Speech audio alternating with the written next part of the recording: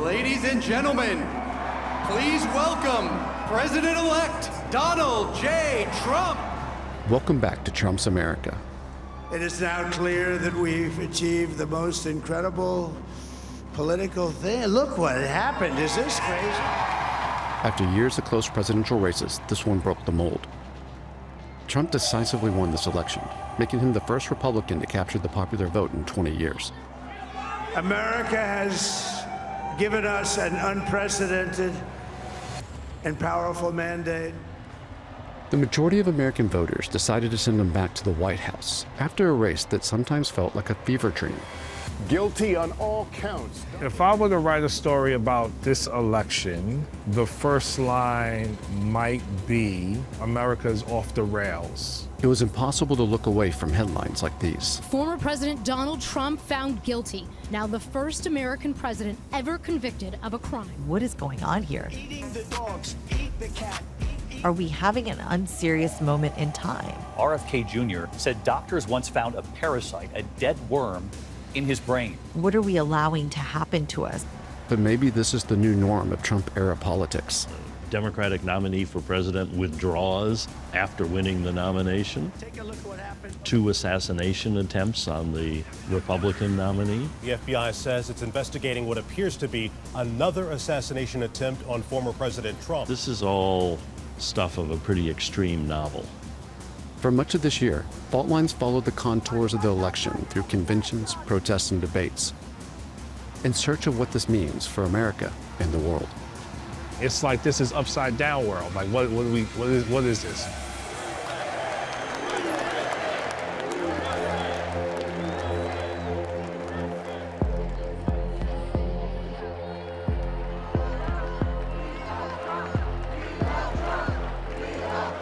The Republican National Convention this year was all about one man. Father God, help make America great. Usually the presidential candidate does not come out until the fourth day, the last day of the convention. But Trump was there every single day. Donald J. Trump. He'd walk out like a football player going into the Super Bowl, you know, coming through the tunnel into the arena, and the crowd would be ecstatic. Instead of being distant, as most candidates are during the RNC or the DNC, he plops himself right down there on what amounts to a throne that has supplicants up on stage and supplicants around him singing his praises. It often looked less like a political convention than a religious revival. He rose with his fist raised in strength, showing America his unshakable resolve to fight for them in this nation. Take a look at what happened. A would-be assassin's poor aim was proof of divine intervention to many here. They saw it as quite literally providential. The fact that, had he not turned his head a quarter of a turn at just the right instant, he would have got the bullet right between the eyes instead of on his ear. Well, God's hand must have been involved. You can hate Donald Trump and say that, look, he handled that incredibly well. There was blood pouring everywhere, and yet, in a certain way, I felt very safe because I had God on my side. I felt that. Blood pouring down his face, and he had the wherewithal to want the picture. And he got the photo, and that photo then becomes this deification at the RNC. It really just further cemented the idea that God has a plan for America, and Donald Trump, as imperfect as he might be personally, is that mechanism for that plan to restore America back to a Christian nation. We pray for President Trump. Continue to protect him from his enemies. What is the central symbol of Christianity is, of course, God on a cross. God being persecuted and killed for his righteousness. Trump also claimed to be persecuted by what he calls a weaponized justice system. His 34 felonies marked the first time a U.S. president has ever been convicted of a crime. What I've seen after Trump's convictions is that these convictions have been worn as a badge of honor. Because the only crime President Trump has committed is loving America. Conventional wisdom leads us to believe that these convictions are something that would have sank Trump's candidacy from the outset. Instead, what we saw him do was stand up over and over again and says, I'm the fighter. I'm the one who can make it through any trial because the deck has always been stacked against me and I always win. This is a man We've never had a precedent for a political party built so much around the cult of personality. In this case, it's kind of cults of personality towards strongmen. I'm in the tough guy business, and this man is the toughest, most resilient human being that I've ever met in my life. Enough was enough. I think in today's Republican Party, you have really a conversation about masculinity in ways that we haven't seen before. This idea that Me Too has gone too far, that women have made gains at men's expenses. Donald Trump has achieved this kind of personal unity with the culture wars. Donald Trump is a culture war on two legs. But beyond the culture wars is the bread and butter issue that matters to voters in every election, the economy. And this year, many voters blame Democrats for inflation. For many Americans, especially those who don't pay a lot of attention to politics, this campaign came down to a referendum on their pocketbooks. Egg prices are up. Everything costs more than it did. I'm not sure I can get into the home I thought I could get into 7-8 years ago. There's wars all over the place. Like things feel chaotic. Things feel worse. And you know what? Maybe this chaos candidate can help the world feel right again. It's a far cry from 2020, when Americans decided they wanted a so-called return to normalcy and voted for Joe Biden over Donald Trump. This election was supposed to be a rematch between them. But Biden was in decline, and more than just in the polls. I hope you have some idea how grateful I am to all of you. It got to a point where it was embarrassing and very difficult to defend Joe Biden. He is not just the historically oldest president that we've ever had, he was struggling.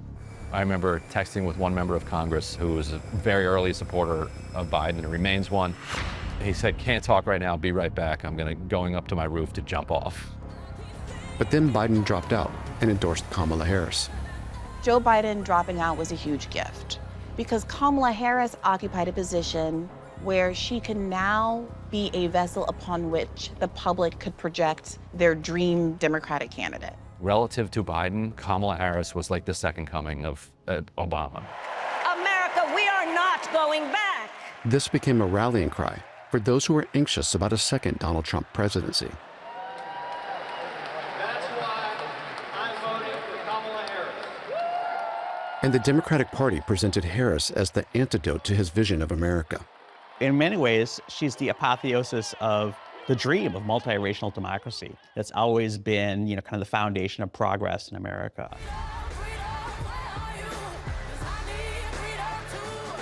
After she was appointed as their nominee, there was a surge of hope and optimism in the party. The enthusiasm inside that room was off the Richter scale. So now we have Kamala Harris, and all things are possible. I mean, at that point, right, like we're talking 90 days. Let's just get whoever in as quickly as possible. Let's support Kamala Harris, and let's go try to win this thing because Trump is maintaining either a tie or a lead in the polls. So I think that was the urgency and even almost the panic that got us to this point. Unlike conventions of the past, Harris was nominated without a primary. They rolled out this argument that democracy is on the line. We don't have time, and we can't risk voting right now. Once we have saved democracy, then we can get back to having actual democratic processes. They pretended to vote like they did a pretend democratic ritual. They had a DJ playing music like it was a party, like we were at a disco, and they had lights flashing all over the place. The Democratic Party partisan voter is so frightened by Trump, they see any dissent within the Democratic Party as objectively helping Donald Trump, and that has drained any power or any will on the part of critics within the party to voice any criticisms. And so they're just like, all right, let's do this together. We are proud to cast 56 votes for the next president of the United States. But choosing Harris without a primary turned out to be risky, especially considering her low approval ratings as vice president. It's been a long time that she has been able to coast on the idea of what she could be, and her only real moment of political reckoning was when she actually ran for office in 2020, ran for president, and really did poorly. Harris received an avalanche of political and financial support, smashing fundraising records. But this excitement ultimately didn't register at the polls. And that may have had something to do with their messaging. For the last couple of election cycles, it has very much been, for them, about defeating Donald Trump. If your core thesis is being better than Trump, I think it's a very thin thread to be hanging your electoral chances on. Another central message was that Trump was a threat to democracy. We have in Donald Trump the first candidate in modern history who has failed to concede the results of a fair and free election, which he lost. And that set the seeds in place really for January 6th, which was an unprecedented dark day in American history. So I think the fear that the Democrats tried to instill in people was actually founded because of what Trump has said in the past. Comments like, "I'll be a dictator, but only on day one."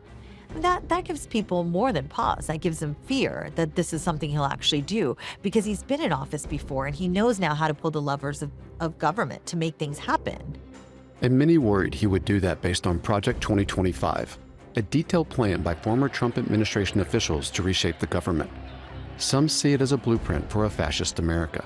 It's this 900-page book that talks about all the ways in which the president should be even more unchecked in his power, disempowers a kind of expert class of people who actually kind of know how to run the government, and makes them kind of functionaries of a political party.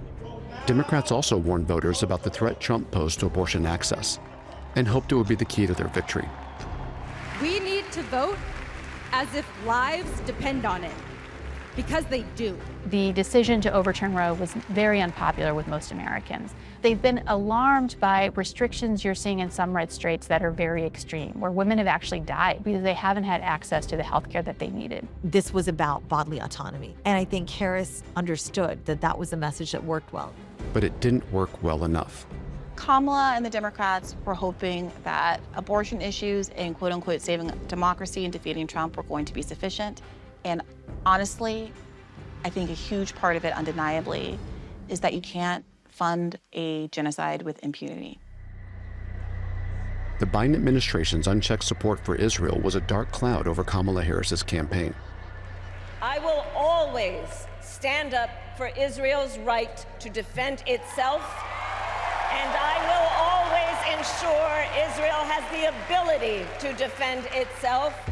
If you're tired of the Democratic Party's continuous enabling and supporting genocide against our people in Gaza, let the DNC hear your rage. According to polls, most Democrats wanted a ceasefire in Gaza and an arms embargo on Israel. Many showed up outside of the Democratic National Convention to warn the party that if it didn't change course, it would cost their votes. Of course, I always voted Democratic Party, but I stopped it. This is the first time. This is the first time I'm not voting for the Democratic candidate. Is there any difference in your mind between Biden and Harris? None. No difference at all. She has been by his side the whole time. I mean, for me, genocide is the red line. Like, it is not that hard to not support a genocide. These calls were also coming from inside the DNC. Vibes aren't enough. I don't give a damn about vibes. I need policy.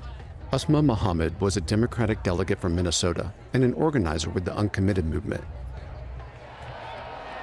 which tried to push party leadership for a ceasefire in Gaza and an arms embargo on Israel. I've lived under one Trump presidency. I do not want to live under another. And at the same time, I understand I don't want us to vote for someone who supports genocide. And that's part of why I am asking for a candidate to be better, to stand for humanity. Uncommitted organizers also requested that the DNC include a Palestinian-American speaker on the main stage. They wanted to show their base, largely Muslim and Arab voters in key swing states, that Harris cared about the humanitarian crisis in Gaza and that their votes mattered to the party. But DNC leadership refused. All they wanted was a Palestinian-American lawmaker from Georgia to give a 2-minute speech singing the praises of Kamala Harris. And they wouldn't even allow that. The Uncommitted movement had a ripple effect. And it led to people questioning, what does it mean to have Israel's back? You're sending bombs to kill children in our name. You're sending our tax dollars in the billions that could be used for my health care, or my child's public school education, or for reproductive rights. We want this to stop. We want an arms embargo. We want a ceasefire. It's a demand that many in the base have been making for months as the death toll rose in Gaza. When protesters showed up at a Harris rally in Michigan, which has one of the largest Arab American communities in the U.S., she shut them down. You know what? If you want Donald Trump to win, then say that, otherwise I'm speaking. She ended up losing Michigan, which Biden carried in 2020.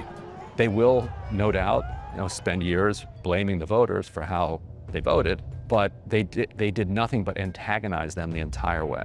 So it's the Democratic Party that's making a choice that they would rather lose an election than simply stop sending weapons to a country that is violating international law. What I think that said to voters is that there is a status quo. We're being told Harris is good, but is she that good if she's just a continuation of what we don't like? They feel like their humanity is under assault from our political system now. Not just human rights and international law in Gaza, but our humanity as voters is under assault by these two representatives of Wall Street and the war machine. Dr. Jill Stein was the Green Party's presidential candidate.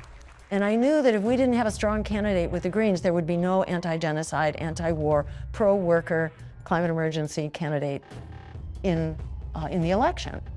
Therefore, there would be no discussion of these issues in the election as well. She has strongly spoken out about the Biden-Harris administration's handling of Gaza. Democratic leadership was nervous her party would tip the scales in Trump's favor. But it doesn't seem like that happened. Even if Harris had won those votes, they wouldn't have been enough to defeat Trump. Stein's candidacy highlighted many Americans' deep dissatisfaction with both parties. And this has long been the real driving force in American elections. People are not voting for who they like, they're voting against who they hate the most. We are crashing and burning in virtually every dimension of our lives, our healthcare, our housing, our foreign policy. Genocide, to my mind, is a symbol of where we're going. This isn't a one-off. For voters who didn't want to reward the Democrats for their complicity in the genocide in Gaza, Trump didn't offer much hope. Republicans, if it was Trump in there, he would be high-fiving Netanyahu as well, unfortunately. And I will support Israel's right to win its war on terror, and it has to win it fast. We have no leadership, no moral leadership rooted in our humanity. It doesn't exist. You're supporting a genocide. What are we talking about? What else is there to talk about? They're eating the dogs, the people that came in. They're eating the cats. They're eating the pets of the people that live there. In one of the more surreal moments of the election, during the debate with Harris, Trump made outrageous claims about Haitian immigrants in Ohio. Trump has certainly doubled down on extreme rhetoric, talking about immigrants in ways that are, frankly, really disturbing. They're poisoning the blood of our country. That's what they've done. Right, we have Donald Trump talking about immigrants as kind of a pollution. We're a garbage can. We're like a garbage can that they dump. They're criminals. They're people with tremendous mental problems from insane asylums. It's become a story about how the world works, that America is this imperiled, fragile citadel that's being literally invaded. Trump has vowed to deport millions of undocumented immigrants in what could be the largest crackdown in U.S. history. His surrogates doubled down on this rhetoric in the media spin room after the debate. Migrant crime caused by Haitian illegal immigrants will probably sway undecided voters. I'm yelling because children are being raped and murdered by illegal immigrants. Americans have gotten more conservative on the role of immigration. The vast majority of Republicans say we should mass deport immigrants living here, those who are undocumented. It's a message that has been promoted and weaponized by a right-wing media ecosystem that includes online influencers, talk radio hosts, and Fox News. Guys, we got to get through this door. We need you to move, please. Thank you. They've also been crucial to Trump's ongoing hold on the Republican base and helping him sell the idea that he's a disruptor in a Washington that can't be trusted. The typical Republican in America in 2024 lives within an information environment completely defined by conservative media. Fox News competes with lesser outlets that struggle to be even more loyal to Donald Trump. I think Republicanism is now Trumpism. Bringing people into the system to vote because they're angry, because they want to throw a brick through the glass window, is where a lot of the Republican Party energy comes from at the moment. Unlike Republicans who played to their base, Harris turned away from hers and instead pursued conservatives. And I also want to thank your father, Vice President Dick Cheney. And you're seeing that in real time right now with Dick Cheney, with basically the entire national security sort of apparatus here in Washington, D.C., all of them moving over from the Republicans to the Democrats and being welcomed. I don't know what they bring to the table, but it's got to be something really awesome. If I described a party to you that said, it's Dick Cheney, it's Bill Kristol, they want harder immigration laws, they're pro-Wall Street, they're hawkish on I know. Foreign affairs. You're describing the Republicans of the 1970s and 80s. As Commander-in-Chief, I will ensure America always has the strongest, most lethal fighting force in the world. I think the most pernicious aspect of it is how much Democrats have run to the right in this election. The Democratic Party has justified its progressivism on cultural issues, race, gender identity, culture type things. That in some ways has acted as a smokescreen, as a way to distinguish itself from a Republican Party with whom it is increasingly similar on issues like immigration, the economy, and the like. Are there liberals left in America? Like people who say, welcome the immigrant and fix the system, let's not fight in foreign wars, let's regulate Wall Street, we should have universal health care. When I was a kid, yeah, do you remember them? Who represents them today, though? Who do they vote for today? Next question. We've been trying to play in the sandbox with Republicans, being Republican light instead of being real progressives for the people. And that is what we should be as Democrats. This move to the right ended up being a losing strategy. And it could be why overall turnout for Democrats was lower than it was for Republicans in this election. We wonder why tens of millions of people every presidential election do not vote. It's the same old, no new ideas, no vision, spending trillions on the military while children are going to bed hungry. We can't raise the federal minimum wage to $15 an hour. Our schools are underfunded.